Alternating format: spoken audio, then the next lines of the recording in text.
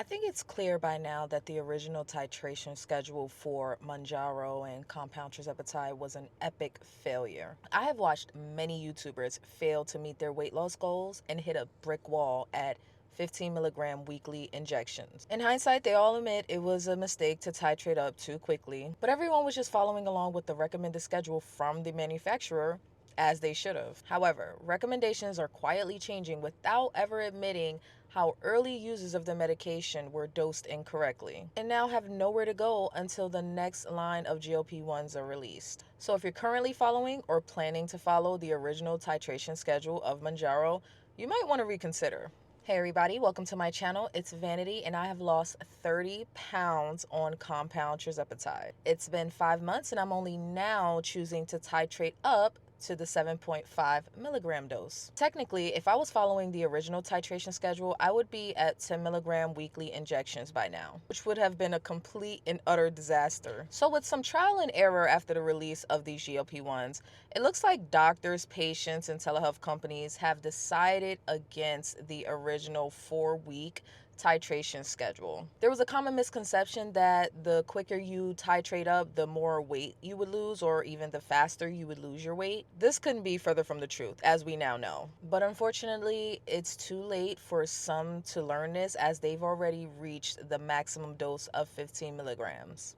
But the fact that they have shared their journeys, successes, and failures, they're considered trailblazers for people like me that are pretty late to the GLP-1 game. Based on my own research, I decided when I started my journey that the objective was to stay on each dose as long as possible before titrating up. I even wanted to stay on the 2.5 milligram dose for most of my journey if possible, but since it's a non-therapeutic dose, that didn't exactly work out as I had planned. So after the first month, I titrated up to the 5 milligram of compound Tirzepatide, and that's where I've been since. Now, next week I'll be moving up to the 7.5 milligram dose, and I wanted to share some things you should take into consideration when you're deciding if it's the right time for you to titrate up. The first thing you should consider are your symptoms and side effects. You want to pay attention to how severe they are, because titrating up too quickly can make your symptoms worse. Now, some people are lucky enough to not have any symptoms or side effects at all, or if they do, they are very, very mild. But for me, one thing I struggled with was extreme fatigue on the 5 milligram.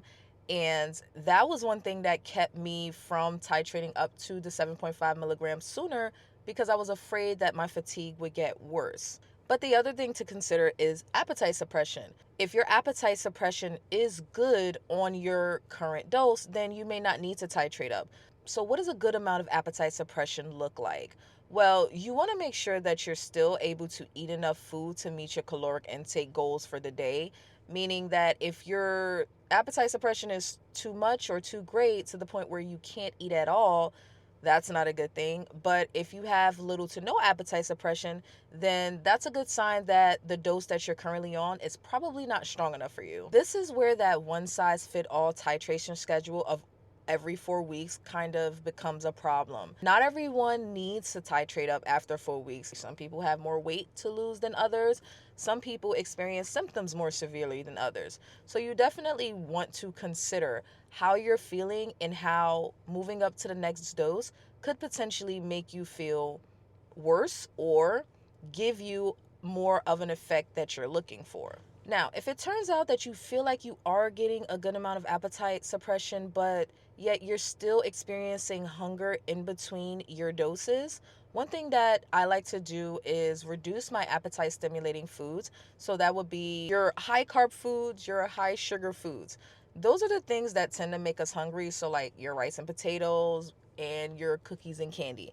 I like rice and potatoes, but typically if I experience that I'm getting hungry around day 4, 5, or 6 or whatever before my next dose, I'll go ahead and remove a lot of those carbs and try to increase my protein and fats so that I have more satiety until my next dose. Now, the next thing you want to consider is how quickly you are losing weight. Let's be clear, 1 to 2 pounds of weight loss per week is healthy, perfectly fine. You are not, I repeat, you are not falling behind if you are losing 1 to 2 pounds of weight per week. When we get into these medications, it's very easy to fall down the rabbit hole of success stories or experience stories of people losing 5, 6, 7, 8 pounds a week, 20 pounds in a month. I'm not knocking those experiences. I'm just saying that that is not the norm unless you're just straight up not eating, which comes back to the previous thing of how severe is your appetite suppression. You do not want to get to the point where you can't eat at all,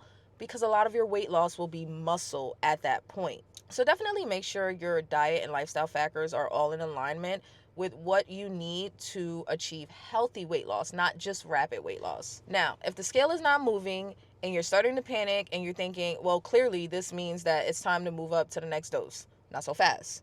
Don't forget about your non-scale victories, okay? The scale is not the end-all be-all. It is a tool. It is not the only tool. It may seem obvious, but some people really don't consider some of these things. Like, for example, how your clothes are fitting. If your clothes are fitting looser, but the scale isn't moving, don't worry about that. Ignore the scale. You're doing fine. You also want to consider possibly measuring your waist. Sometimes the scale may not move, but you've lost a couple of centimeters or an inch or two off your waist. Also, get some labs done. See what your blood work is doing. Those of us that are kind of nerdy about it and want to check our blood sugar or insulin or hemoglobin A1C, our lipids, and all of these different things, make sure you get your lab work done on a regular basis. I would say probably every 4 to 6 months, so that you're able to tell some of the markers that are changing that you may not be able to see with your eyes. Now, let's say you've checked all of these boxes. Your diet is in order, your exercise is in order, you have been checking in with your non-scale victories, and you've been checking your labs, and for some reason you still cannot make any progress with your weight loss and you're starving all the time.